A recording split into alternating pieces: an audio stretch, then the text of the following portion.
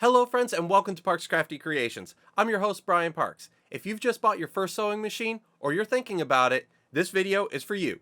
Today, we'll dive into everything you need to know and take the mystery out of getting started. And to my experienced sewists out there, stick around. It's time to put your skills and experience to some good use.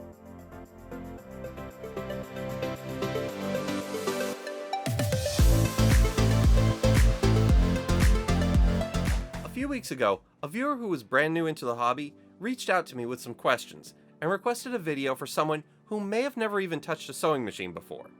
This got me thinking. Jumping into the sewing hobby can feel admittedly downright daunting. There's so much to learn, but it doesn't have to be. I've found most people I've run into in this hobby to be exceptionally nice and willing to offer advice and help when asked. But first you have to know what questions to ask. So hopefully, today's video will help get our new sewists on track and get some dialogue going. Now, for my experienced sewists out there, I want to encourage you to help out and answer questions that our new sewists may have. We all started somewhere, and I guarantee at some point along your sewing journey, someone helped you out too. Creativity and knowledge doesn't happen in a vacuum, and there's no better place to start than right down in the comments section below. Now, with all of that being said, we have a lot to cover, so let's get started. There's no denying that one of the most important decisions a sewist needs to make will be choosing the right sewing machine. But before you start shopping, it helps to know what kind of machine fits your needs. Generally speaking, there are two main types: mechanical and computerized. Mechanical sewing machines are generally simple, durable, and usually more budget-friendly. You adjust settings with dials, and they're great if you like keeping things hands-on and low-tech. The Singer Heavy-Duty 4452 and the Brother XM 2701 are both great options for a beginning sewist, and are some of the most popular mechanical sewing machines at the times of this recording.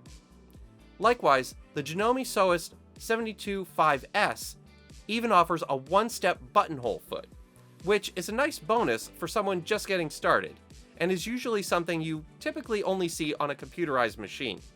Speaking of computerized machines, they on the other hand offer features like automatic buttonholes, stitch memory, and speed control. Switching between stitches is as simple as the push of a button. They're fantastic if you love options and want help from your machines as you learn. No matter which you choose, there are some features you'll want to look for, including adjustable stitch length and width, a reliable straight and zigzag stitch, easy bobbin winding, and quite possibly one of the most important features for a beginner, being clear instructions or online support. Now, this brings us to a gray area for both types of machines, and I already hear some of you screaming at your screen. But Brian, what about vintage machines? For a new sewist, I have one bit of advice when it comes to vintage or used machines of any kind. Buyer beware.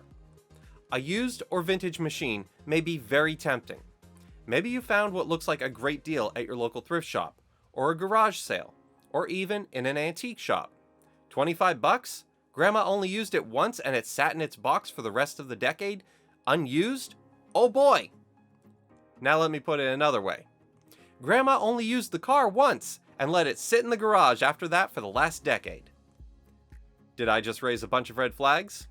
I should have. Whether mechanical or computerized, a sewing machine requires regular maintenance to keep them running the way they should. Just like leaving a car sitting unused will lead to dry rotted tires, hoses, and belts, and a very expensive repair bill to get it in reliable working order again. The same holds true for a sewing machine. Without knowing what kind of servicing that $25 bargain at the thrift store has had, it can be a potential servicing nightmare waiting to happen. In general, a sewing machine that's used frequently should be taken in for a professional service once a year. Once every other year if it's not used much at all. But it still needs to be serviced. Neglecting this routine maintenance is a lot like neglecting to change the oil in your car. Eventually, that neglect will lead to bigger, costlier problems, and suddenly your $25 bargain becomes a $300 repair bill that you might not have been ready to take on. And even if you cut your loss and walk away, you still wasted that money you paid to originally buy it. That's money you could have used for a rotary cutter, thread, fabric, put it towards a good pair of shears, a self-healing mat, Starting to get the picture? Now, that's not to say that you can't get a really great used or vintage machine. You absolutely can. In fact, the Singer Featherweight is a hugely popular early model sewing machine that many quilters still swear by. And depending on their condition, they can go for the upper hundreds and into the thousands of dollars. And there's nothing fancy about them. They stitch forward and backwards, and only do a straight stitch unless you buy a separate attachment for it. Pretty basic. But you have to know what you're looking at when considering buying one.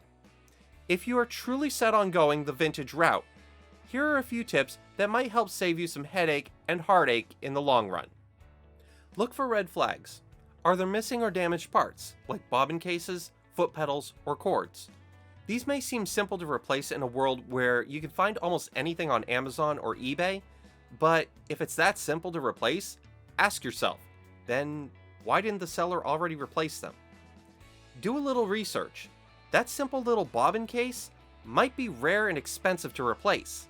That power cord that's missing might be as rare as hen's teeth and twice as expensive when you can find it. That broken knob on the machine? How did it get broken? Was the machine dropped? What could have gotten bent or broken inside the machine that you can't see? Assuming nothing's missing or broken that you can see, I would highly recommend asking the seller if you can try the machine. Check for stiff knobs or jammed mechanisms. These are signs that the machine is in desperate need of a service. That service where I'm at starts at $75 to $150, and that's before replacing any parts that could be worn out or seized up inside the machine. In that case, your bill just jumped. You'll also want to proceed with caution with a machine that's skipping stitches, bird nesting, or making any sort of odd noises. These could be simple timing, tension, or even just incorrect threading issues. But they could also be symptoms of a more serious issue a professional service technician will need to sort out and repair. Does it have a manual? Trust me, you'll want one. Now, I will say with a little determination, you can likely find a manual for most machines on the internet these days. But I would recommend making sure you can find the manual before shelling out your hard-earned money. That odd little symbol on that dial you don't recognize on the front of the machine? Yeah, the manual's going to tell you what it means. So, no manual, even if you can figure out the basics, means you're not getting the full potential out of it at best. And at worst, it may require specific servicing intervals that you might otherwise not know about that could lead to more costly repairs down the line. Kind of like those flush jobs on your cooling system or transmission in your car. They're important to have done when your manufacturer has them slotted in your service schedule. Finally, are there electrical issues? If it seems to be having electrical issues when plugged in, such as flickering or, God forbid, sparking, this is a huge no-go. Walk away and don't look back. Not only could this be a huge bill, you're looking at a potential safety or fire hazard. I promise there are other machines out there, and it's just not worth the risk. This isn't to scare you or bash on secondhand machines. It's totally fine to start with a secondhand machine. Just be sure to test it first, if possible. And even if it seems to be running fine, make sure to budget in a tune-up. A sewing machine repair shop can give it a clean bill of health and make sure that your dream doesn't become a nightmare. So, you decided on a machine and brought it home. You're excited and ready to jump right in. Good for you, and let me be the first to congratulate you and welcome you to the hobby. Let's get you unboxed and set up. Inside the box, there are some basic parts that should come with every machine, in addition to the machine itself. You should find the foot pedal, power cord, and depending on the machine, the foot pedal might also be the power cord, like I have on my Necky here. You should also find any accessories your machine's brand provides, such as presser feet and needles. While I'm thinking about it, needles are a video all unto themselves, which we'll tackle in the future. With your machine all unboxed, let's get you set up. Plug in the power cord and attach the foot pedal. Like I said, your power cord and foot pedal may be one and the same, so consult your owner's manual. Now you'll need to thread your bobbin. Every machine is different in how to thread the machine to fill a bobbin, and how to even put the machine into bobbin threading mode. On my Necky, I have to unscrew the center of my hand wheel so it disengages the sewing needle. On my Husqvarna Viking and my Singer Quantum Stylist, I just flick the bobbin to the right to engage it. Again, this is why your owner's manual is so important. When winding your bobbin, make sure it's even and tight. The thread shouldn't be lopsided to the bottom, top, or middle. You should have a nice, straight, even amount dispersed in the bobbin from top to bottom. Now, before we sew anything, let's get to know some of the essential parts of your machine. Along the way, we'll thread the machine and I'll explain what we're looking at as we go. Starting with our spool of thread. Most machines will have arrows that will help direct you along the thread guide. This thread guide will ensure that the proper amount of tension is put on the thread to pull up the thread from the bobbin. Before we begin threading the machine, it's important to make sure that your presser foot is in the up position so that all of your tension discs are open. Failure to do this can result in bad stitches, loose stitches, bird nests, and I even had a serger I accidentally did this to that threw it out of whack and caused me to bend a needle. Yeah, it happens to the best of us. So make sure to put your presser foot in the up position. Along the thread guide, you may or may not run across knobs such as what you see here. These are used to adjust the tension for your upper thread and house your tension discs. To put it simply, these apply a subtle amount of pressure to the thread and can be adjusted depending on what you're sewing.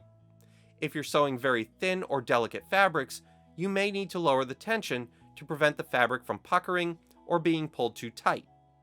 Most modern sewing machines, thankfully, have automatic thread tension built into them, and will rarely require you to adjust it manually. If you don't see these on the outside of your machine, you have internal thread tension discs. That's to say, these are hidden inside the body of your machine, and any adjustments to the thread tension will likely be done through your machine's menu. This is generally for computerized machines. A word of caution. Don't, for the love of all things good and sane, don't, I repeat, don't touch your bobbin tension. This is something that can really screw up a machine. And if you believe your bobbin tension is off, it's best to bring the machine to a certified sewing machine technician for them to do. When set properly, your stitches should show evenly on both the top and bottom of the fabric. If you can grip your thread and pull it right out, your tension is off and will need to be adjusted. The same holds true if the bobbin thread is pulling the thread too far through to the back.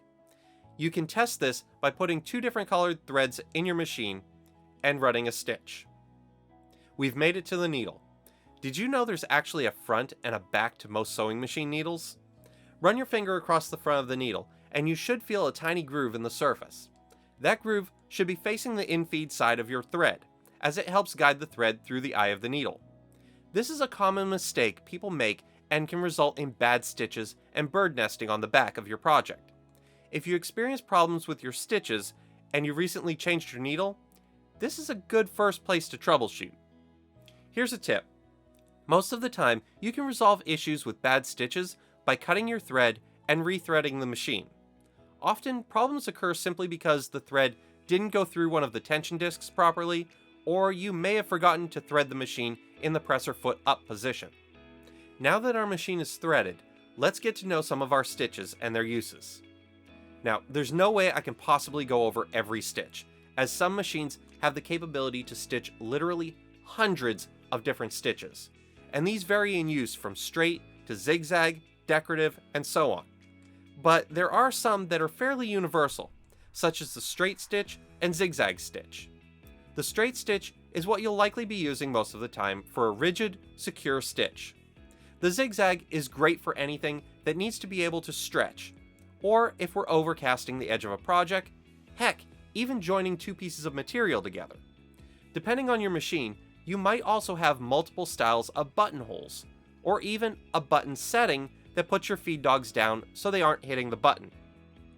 Some machines may require you to install an additional accessory between the button and your feed dogs, or have a separate switch to drop your feed dogs down manually.